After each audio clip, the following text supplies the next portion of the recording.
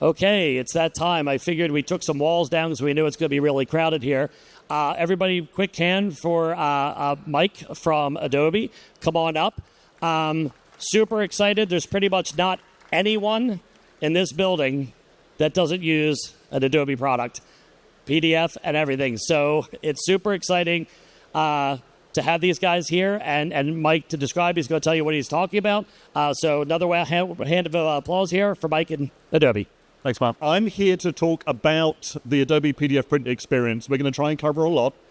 You're going to be here, if you're comfortable, for about 40 minutes or so. And we're going to try and walk through the Adobe PDF Print Experience and what you really need to know about PDF and AI in end-to-end workflows. And we're going to talk a little bit about how that works in the context of embellishment as well. Is there anybody here that does any work with embellishment today? Anybody here aspire to do work with embellishment? Okay, so I'm seeing a few hands going up, so you'll get a sense of what's going on. That's me. Like I said, I'm Mike Scrutton. I'm the Director of Print Technology and Strategy. And if you hadn't guessed already, we've already started using AI in this presentation. Can you spot it? We'll try and point it out later on. When I started in this industry, I had darker hair and there was more of it in the early 1990s. This was quite familiar in the offices of the time. This is some of the first devices I'm using. I'm seeing some nods in the audience. This is familiar to some of you as well. I might have used something like an Apple Mac. I'd use Adobe Illustrator. I'd be designing a particular product that I wanted to print. I knew what that product was before I started. And I sat down and I did my page layout and started putting words. I would output Adobe PostScript. I didn't work for Adobe then, but I would output Adobe PostScript and we'd send it to the Linotronic 300. The Linotronic was notable. It was one of the very, very first Adobe PostScript powered solutions, which was available in the early 80s. But we'd take the films off the Linotronic, we'd expose them onto plates, we'd hang the plates on a press, and we'd print off our brochure. Straightforward, right? We had this one-to-one relationship between what I was creating on my Apple Mac and what I was printing. We knew what device we were going to be printing it on. As the clock wound forward a little bit into the sort of mid-late 90s, we started getting some flexibility. Other types of device started emerging from the swamp. You could have any type of device you like as long as it was beige. Beige was very important in the 90s if you were there, right? But the Zycon was one of the first digital printers that was available to do commercial print work. This other beige box is an early Agfa Galileo. It was a plate maker. So rather than exposing a film, I'm seeing more nods, you could send the information directly and have it exposed on the metal plate. But one of the things that's significant if you're going to use a plate maker is that you might have to do an imposition in software before you actually can expose those plates. You weren't printing on film and stripping and doing your layouts like that. More nods. You had to have that flexibility to take that output and impose it. And that's where Adobe PDF began to be handy. Right? That's where that started being used inside production workflows, because a PDF file, as we'll talk about in a minute, is page independent. We can take those pages and we can do the imposition in software before we ever get as far as exposing the plate or sending that to the digital press for printing on a particular sheet. Office printers were also available. They were available in different colors like black, not just beige. But what happened was we were being freed up. That idea of having that one-to-one relationship between what I'm designing and having to design for the final output device was no longer the case. We were able to design and repurpose this on any type of printer. If we wind the clock forward to the 2020s, 2025, right? People today design anywhere and for any type of product. Needn't be physical. It could be paper. You could be doing a digital billboard for the street. You could be doing a website. Designers are designing on a myriad of different devices and expecting their designs to pop up on any type of printed product. Indeed, on any type of substrate. Right? This idea of this one-to-one relationship has really begun to evaporate. Yes, we still design with a particular product in mind, but it's very common to actually take our artwork and want to reproduce it on a number of different substrates. Maybe not just pieces of paper, but maybe t-shirts, maybe mugs, maybe other types of product as well. All right, so again, we're weakening this relationship, one-to-one relationship. We might also be using a myriad of different creative devices. We're no longer chained to our desks using a desktop computer. We might be on the road on laptops, we might be visiting a client, we might actually be designing on our phones. And it's possible now to design artwork on our phones and have that printed as well, right? Now, this idea of being able to take my design and output it on any type of product, very, very common in the web-to-print space. This is a screen grab from one of our friends in the Bay Area. This is Zazzle. And an artist in this context can take their artwork that they have designed, and they've literally taken the same design and they're printing it on stationery, yes, business cards, postcards, stamps, etc., but even doing things like a necktie or a pair of leggings or a shower curtain or this is a skateboard deck, right? The idea that that design can be used in any number of different use cases becomes even more popular. So how do we achieve this? Well, this is a very busy diagram which talks about the sort of workflows that you might have if you're a commercial printer and you have this sort of pre-press workflow before your device. So whether your device is an offset press or it's a digital press or maybe it's one of these large format beasts that we see around the show printing large flat surfaces, you've got some sort of preparation software which happens before that, before you get to the rip that does the final output for that printer. And in front of that, in turn, you have a designer's world here that sits and submits a job, and you will do some sort of preparation based on that PDF file so it's ready for the production system you have. There's also here the idea of some sort of back channel, the idea you might show somebody what you're going to get to the brand owner so that they can approve that, maybe digitally or maybe via a hard proof before you commit to a long print run. So this basic diagram is pretty common for any particular print workflow. There's one thing I wanted to point out, though, and if any of you are involved in the web-to-print environment, this changes very, very subtly.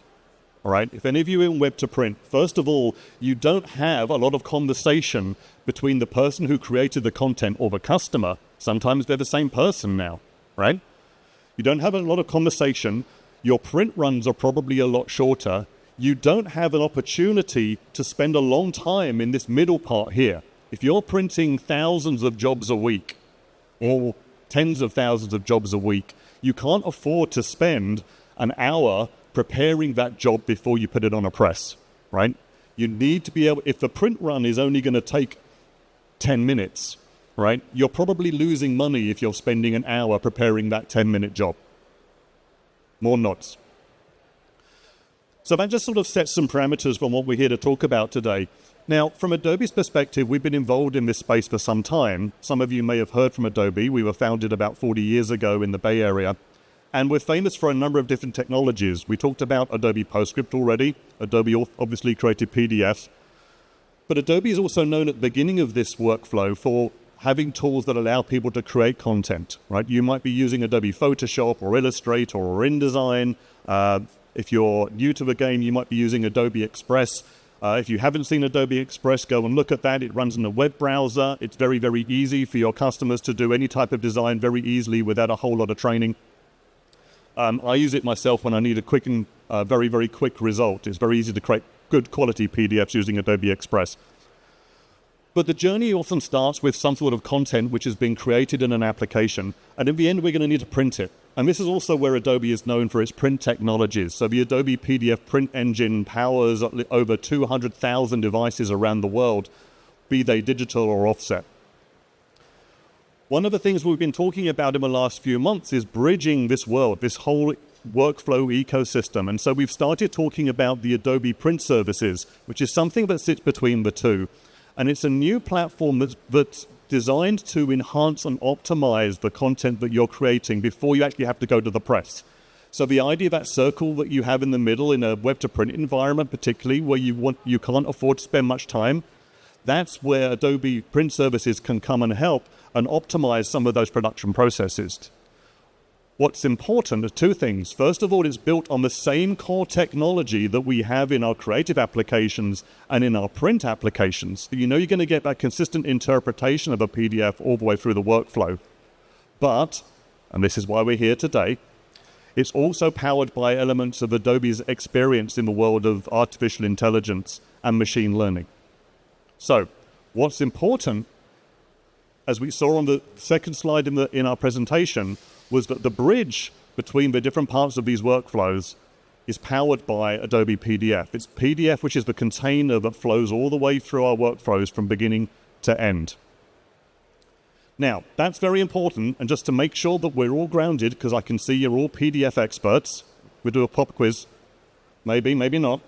Let's just do talk a little bit about PDF. We can talk a little bit about PDF so you understand some concepts. If you're not an expert, there's one over there. He's waving at me. Then we're going to talk a little bit about AI and then how we use AI. And then we're going to bring the two together, right? And we're going to see how PDF and AI combine together in the world of print production. Sound fun? Oh yeah, very good. Okay, so PDF, what is it? In its heart, it's a file format that allows you to retain content at its highest level of abstraction, right?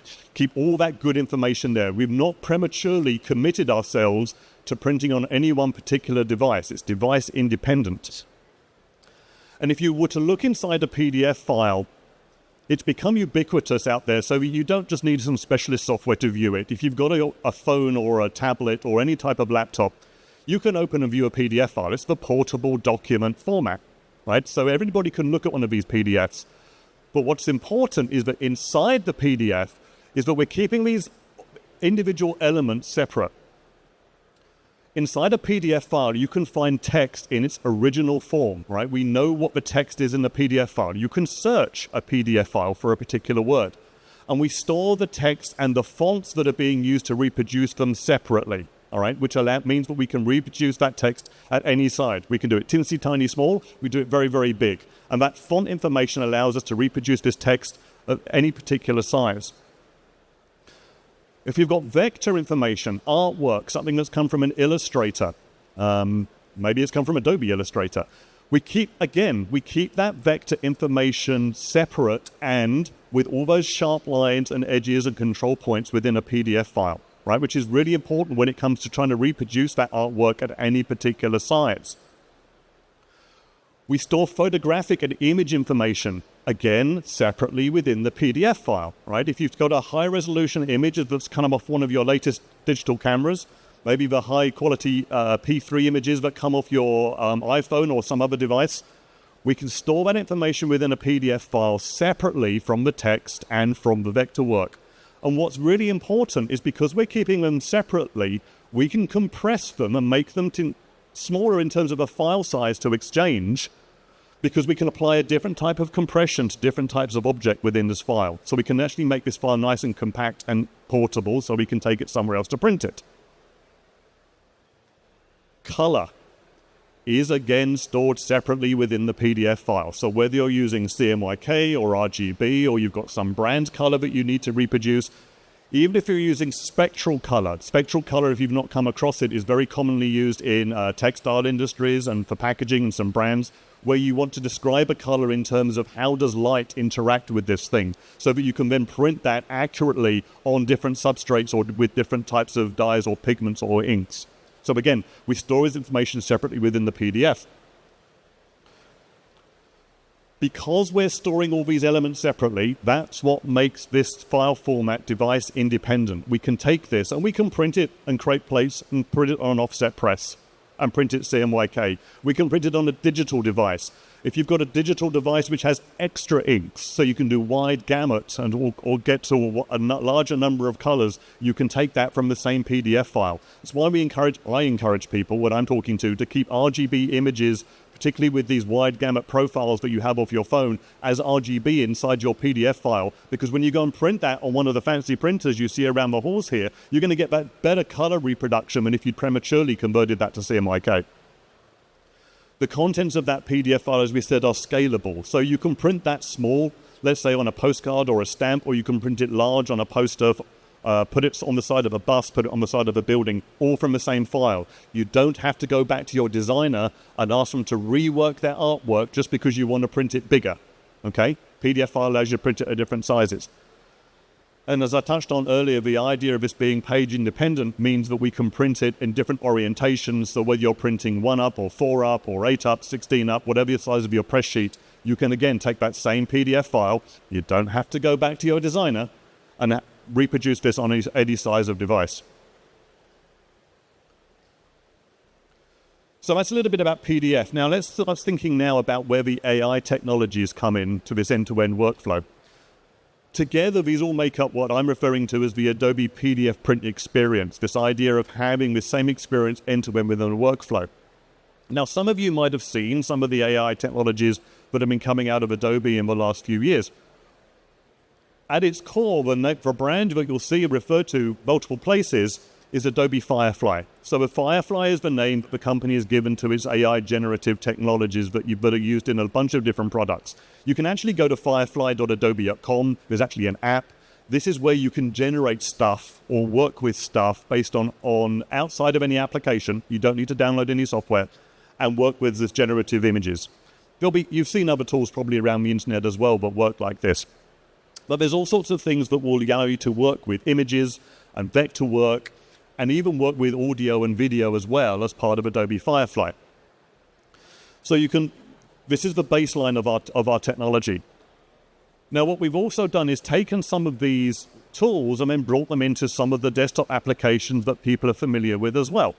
So we have Adobe Photoshop as a product that some of you may have heard of. The president's heard of this, so we know it's quite prevalent by now. But within Photoshop, you can take an image and you can do additional work. So the idea of typing in a prompt and saying, please generate this image for me, generate this sphere of a neon circular portal surrounded by an overgrowth of colorful coral. It's easier to type than it is to say. But you can give it into a prompt into Photoshop and it will generate for that image for you within the application. Okay? But we don't stop there because we allow you to work with your existing content within Photoshop as well, powered by AI. So maybe you've got an existing design and you want to add something to it. Well, you could select an area and say, generate a colorful flower. Or you could take one of these photographs where when we took it, there was these distracting power lines and some people sitting in the background. We can use AI to select these objects and remove them from the scene. Or maybe you want to change the background on an image, or maybe you want to expand an image. We can do all these things using AI technology, but starting from your design.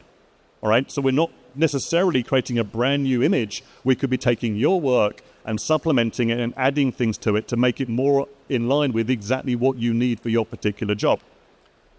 So you can go to the website adobe.com/product/photoshop/ai.html. These links will be available later. And find out more about what's inside Adobe Photoshop. There are other features. If Illustrator is more your thing, maybe you're into packaging or you're doing vector work, there are similar features available within Illustrator as well. We have the idea of generative content. We can ask for it to create a giraffe. We can do the same thing like generative expand, which will actually use AI to automatically create vector work. So vectors, not raster images, vector, okay, within your Illustrator document. You can ask it to generate patterns, to do fill areas or patterns that you want to fill over your own design, or use it to recolor. Again, a link where you can go to and find out more about what's happening in Illustrator. So this is scratching the surface of the generative AI within the creative applications. If you want to think about this a bit further, this was the pop quiz at the beginning. We said we've been seeing AI already. The answer here is not that it made me look a lot older. That was not the answer. It did not add hair. The original photograph, my mugshot, which I submitted to Printing United for the show, if you look very carefully, watch, was a different shape.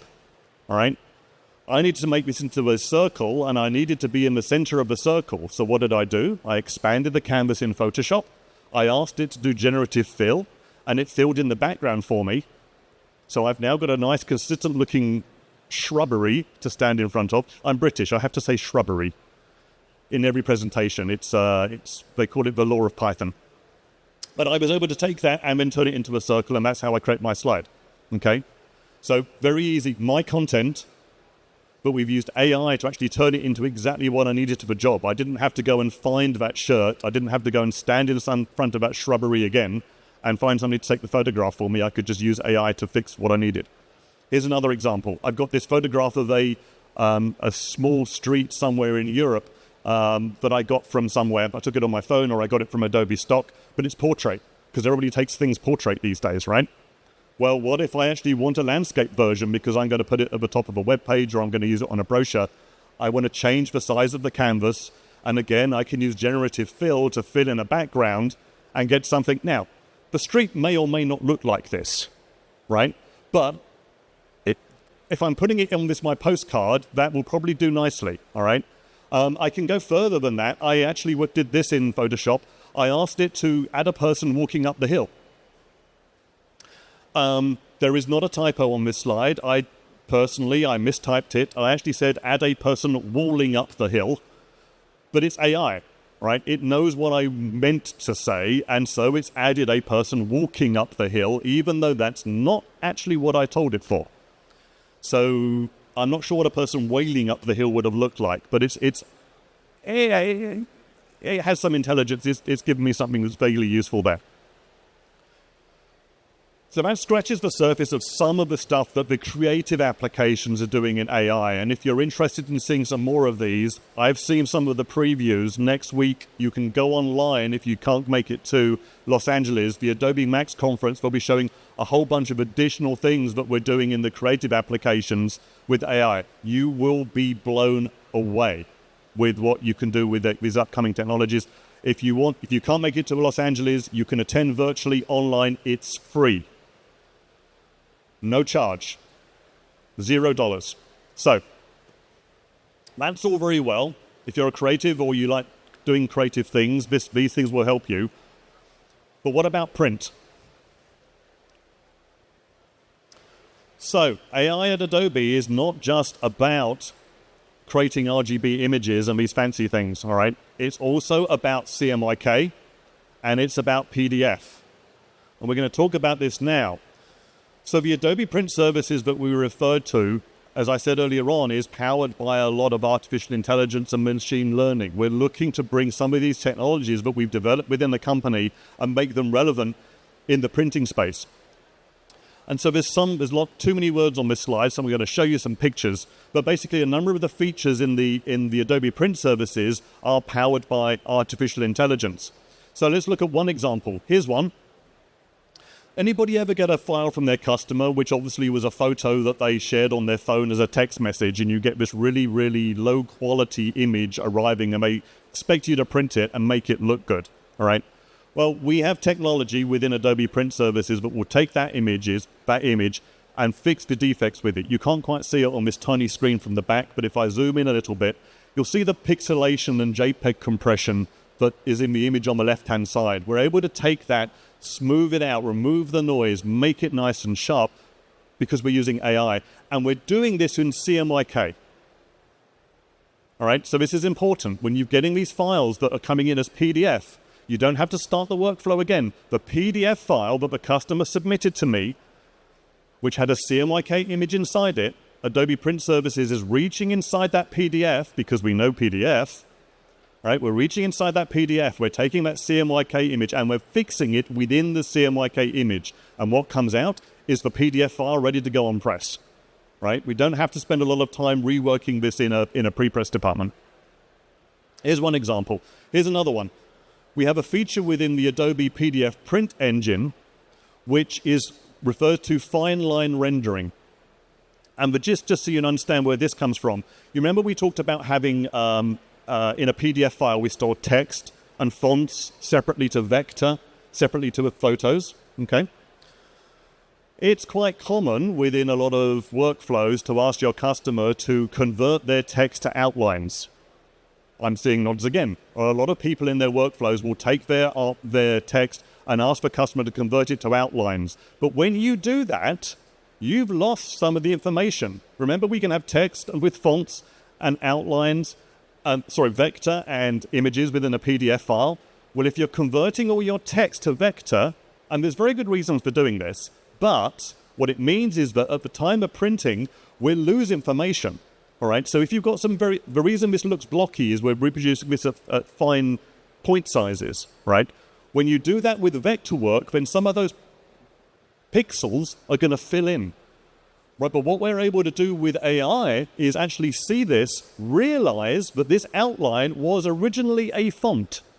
And we can basically do a little bit of surgery fixing of that file on that PDF file and recreate the text information so we can now reproduce that what was previously an outline, a vector, as text, and make use of this fine line rendering that we have within the PDF print engine. Couple more examples for you. Bleeds. Increasingly, particularly in web to print, our customers think we're printing a 4x6 inch postcard, so they give us 4x6 inches of information. They don't understand what a bleed is necessarily. All right. So where are we going to get that information from? Well, we're in a web to print workflow, so we've got to do it quick. We've got to do it fast. Well, one of the things we're able to do with AI in Adobe Print Services is generate content-sensitive, content-aware extensions to that artwork. So rather than just, if anybody fixes this by duplicating pixels to try and fill in the bleeds, we can do that using AI and do it consistently with the content in the design. So frankly, you can't see the change between the customer's original artwork and what you're printing in your bleed. You've generated it automatically, okay, using AI within Adobe Print Services. There's another feature we have as well, which is literally how we run the application. How would you know which of these tools to run on a particular file? Well, again, we're using AI to look at that PDF file and say, aha, we can detect that there are these issues in it. We automatically know which things to run. We'll run them in the background. We'll do it fast, so you don't have to spend a whole lot of time trying to analyze every single file and work out how should you be fixing it. So those are some of the areas we're working with AI. Now let me go a little bit deeper into embellishment for a second.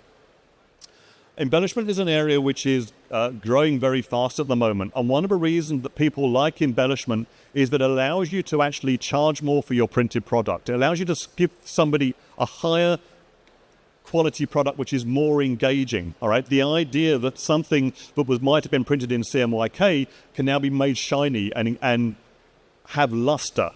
All right, and something which is more engaging. There's research, lots of research, that say that when you look at some packaging or you look at a piece of direct mail and it's got some embellishment on it, it's so much more engaging. You're much likely to keep that piece of direct mail, or you're more likely to purchase that product because the packaging has that effect. Once you've touched it, you're more likely to go and buy it. So we've been working on solutions within Adobe to try and work out how can we make it easier to create content for embellishment. It can be quite difficult to work out how to actually add this information to a file so that it is compatible with one of the different manufacturers that exist around the show floor here. And it's even more interesting when you look at the type of customers that we might have coming into our shops. Some people have an idea that they might like to make an embellishment, but they don't know what equipment you've got. So maybe they say, oh, I'd like, I'll create a spot color and I'll call it silver, or I'll call it shiny, or I'll call it PMS 871C or something, right? Some designers don't actually have any idea of that you have embellishment available, or if you do, how would they indicate what they want to be embellished? So we have this idea of people who design with intent for embellishment and others who don't even have any way or inclination to specify what embellishment they might like. If you have a print shop and you have equipment and there's various different manufacturing and technologies around the show floor here, some of you might be using devices that do everything at once, right? Something in line. You're printing CMYK and you're doing some embellishment all in line in one process. And some others will be using an offline process. So maybe you print the CMYK separately from your embellishment. There's another example here of somebody using sleeking, where they're using a completely offline, non-digital process to laminate onto a substrate. One thing which is exceedingly common we find is that different printers will have different instructions that they give to their customers, maybe buried on the website somewhere, that says, if you want to give me a file to print on my particular device, then these are the steps I expect you to follow, right? And if you follow these steps exactly as I have prescribed them,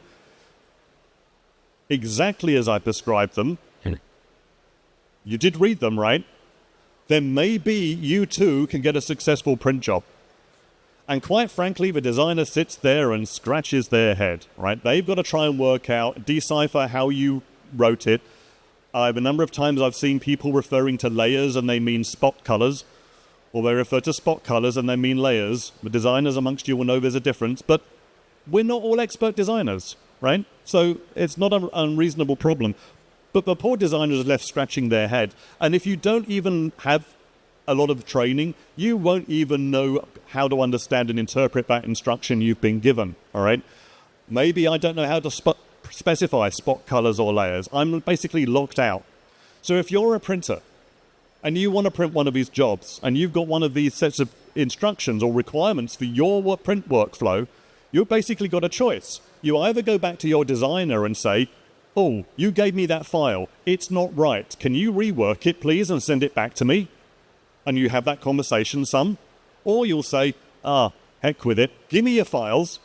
I'll give it to my prepress department. My prepress department will try and work out what you were trying to achieve, and they'll spend 20 minutes, 40 minutes, 4 hours, 4 days. Any advance on 4 days? Man at the back. Right, you win.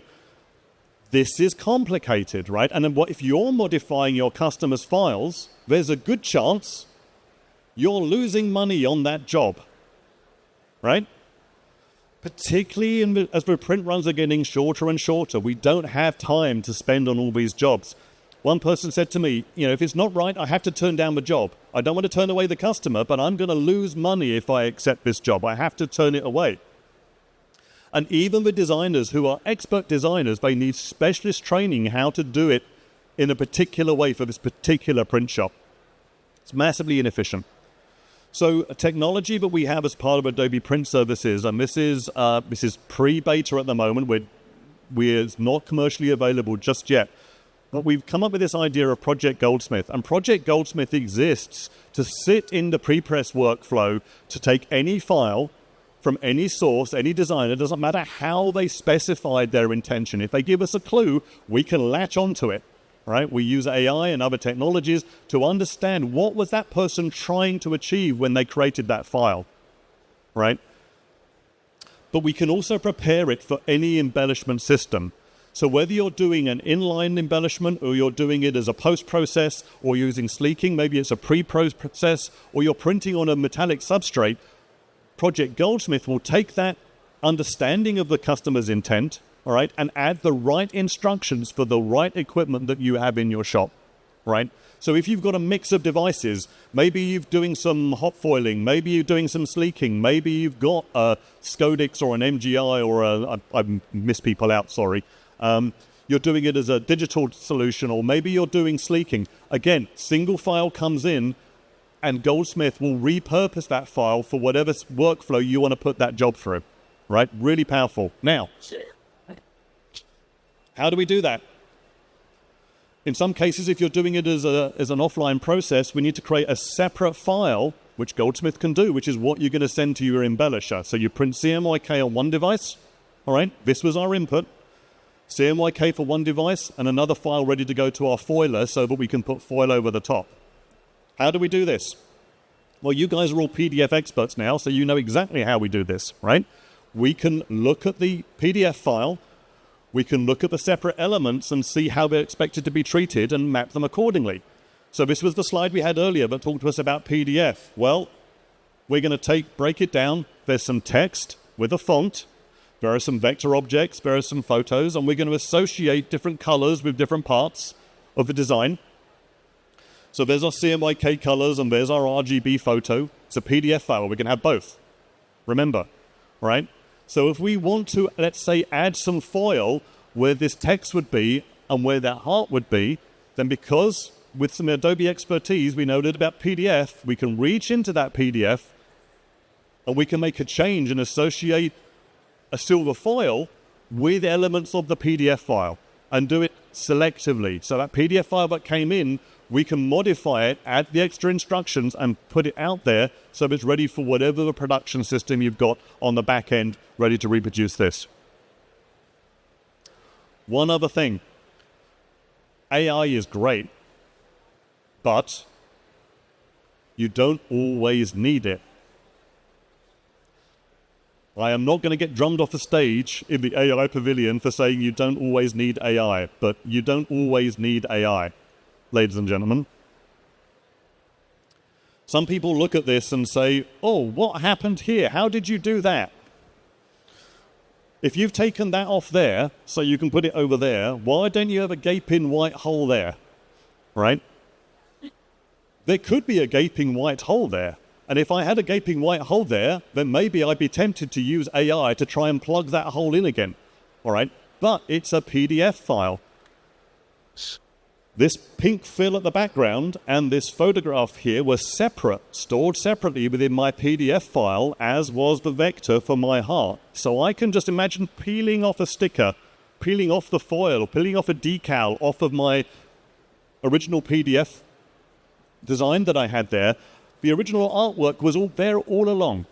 All right, so I can reconstruct. I'm not having to regenerate that information. It was already there.